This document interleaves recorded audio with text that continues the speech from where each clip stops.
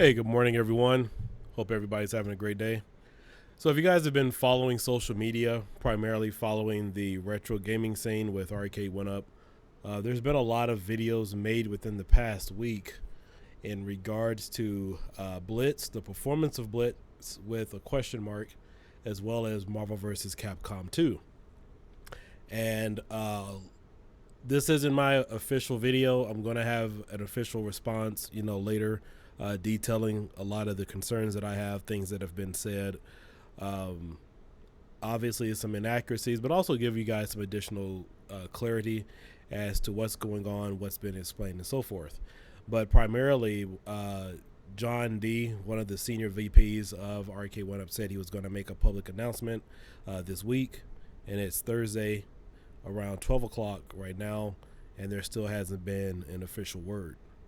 But primarily, there's been content creators and other videos unaware of some of the FTC regulations, things that you have to say, things you can't do in regards to social media endorsements. Now, this somewhat has to go in correlation with, what I'm going to say later. But I made a video last year. Currently, it has 180 views. If you notice, it was almost exactly a year ago, October 14th. And the FTC companies, they're going after social media people or social media content creators with making bogus claims. Now, on my social media page earlier today, I made a reference to Fire. Now, for those of you not familiar with the Fire Festival, this was one of the biggest debacles in history of social media. In fact, I think it transcended the industry in terms of how and what social media content creators can say and do. And so there is a movie on Netflix. You guys all need to watch it. I strictly urge you to go watch it, but primarily pay attention to the last 31 minutes of the movie. It's a documentary series, Ja Rule, a lot of social media content creators. There was this Fire Festival that took place, I think it was I know it was near the ocean, it was on an island somewhere, and they got a lot of social media content creators to encourage people to come to this event. Well, primarily, to make a long story short, they got sued.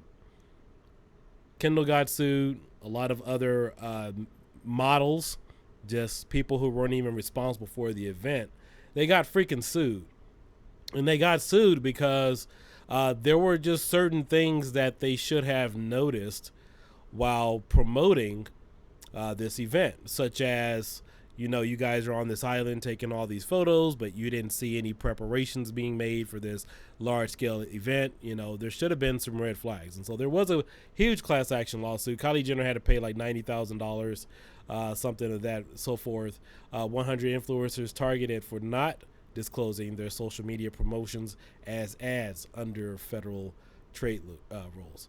And, as a content creator, there's more to just picking up a mic and turning on the camera and getting some exposure, getting freebies, whatever it might be, any type of direct connections with the company. You have a duty and obligation to also report the news, and then also, of course, look out for any type of irregularities as a content creator. I don't think a lot of people know that. And it's really embarrassing because I've heard recent comments with people saying, well, I found out this information from somebody else. And that's part of the problem. You should be doing your own due diligence, doing your own research, not waiting for somebody else to tell you, because this stuff has been around for a long time. But this event happened back in 2019. I'm not sure. Okay, obviously this was published back in 2017. So this happened, I think, several years ago. I think the lawsuit probably got settled in 2019, something to that effect. But here's the video, Fire Festival Failure Showcase. But the reason why the models got sued is that they were out there taking photos, but nothing rose a red flag. People paid millions of dollars, hundreds of millions, and they got scammed. And they got sued because all of these people, the models, the photographers, a lot of people not even directly related to the event, should have known something was off. They should have known something. And there's an old saying, ignorance is no excuse. And what I've seen recently is a lot of individuals perpetuating or giving the aura or all that they're familiar with the subject matter. But then later you hear them say, well, you know what, I've never played this at the arcade. I'm not familiar with the emulation. They'll say some things on the side or whatever. Well, then how are you justifying your comments or your actions to your subscriber base if you're admitting you're not familiar with certain things? Now, I know this situation is entirely different than the retro gaming scene and maybe some things with Arcade1up, but it does have the same flair to it. The same laws still apply. It really hasn't gone the way that it needs to be. It really hasn't been hit as hard because it's really a niche topic. But I also want to say this before I forget. What's going on right now with Arcade1up, NFL Blitz, and I do know that there's going to be some issues too with Marvel vs. Capcom 2 and the online. People have said that it's very symbolic. It lines up with what happened with Cyberpunk 2077. This situation with NFL Blitz and Arcade1up is far worse than NFL Blitz. I'm sorry, this is far worse than Cyberpunk 2077. When you have a senior VP coming on a live stream after they've secured the license to work on something and then tells you while items are on the floor, while they're being shipped out, that these games were never really meant to run at 60 FPS and, you know, we're not sure about what the online experience will be, yada, yada, yada. That's a very serious problem. Cyberpunk 2077, they were rushed.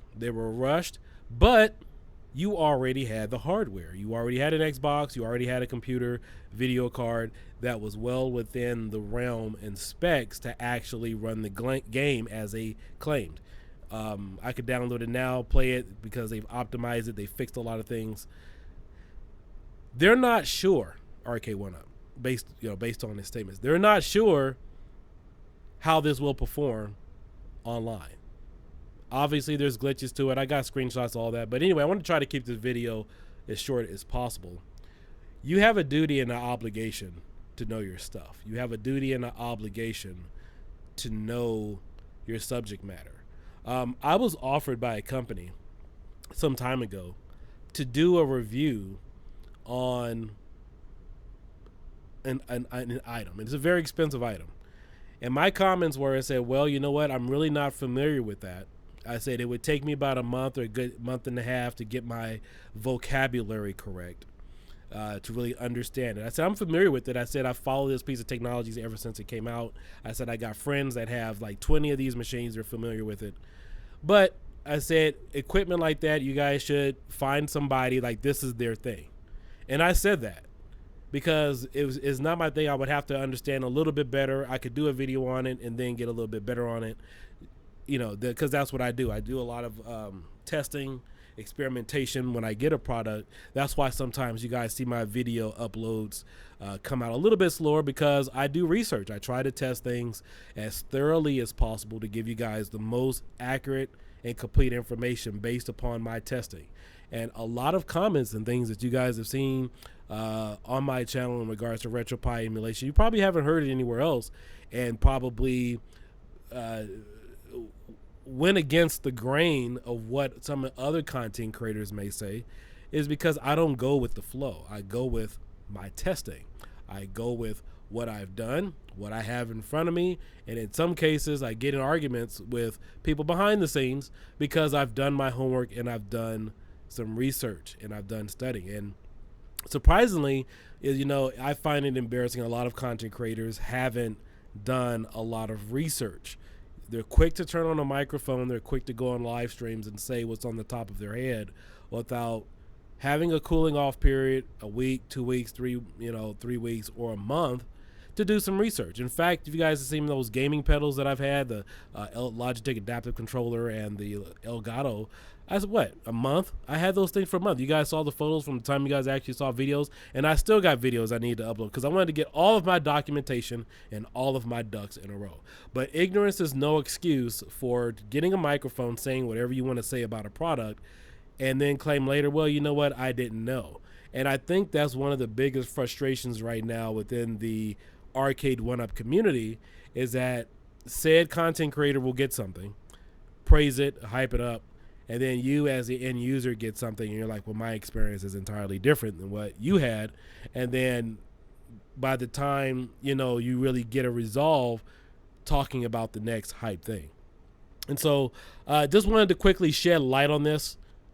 Any and everybody into social media content creation, working with companies, you need to watch this video. Take some time out of your day. It's only about like an hour, 30 minutes, something like that. And realize the legalities and everything else that go along with what it is you're doing. And again, Kendall Jenner wasn't the only one sued. A lot of people who got sued were also the models, because they're like, well, if there's an event for 10 million people, I'm just using that as an example, I'm not sure of the exact number, you don't see, like, where do you, like, how is this small island going to accommodate all these people? It's like, you guys should have said something. You should have rose the red flag. You should have brought it to somebody's attention.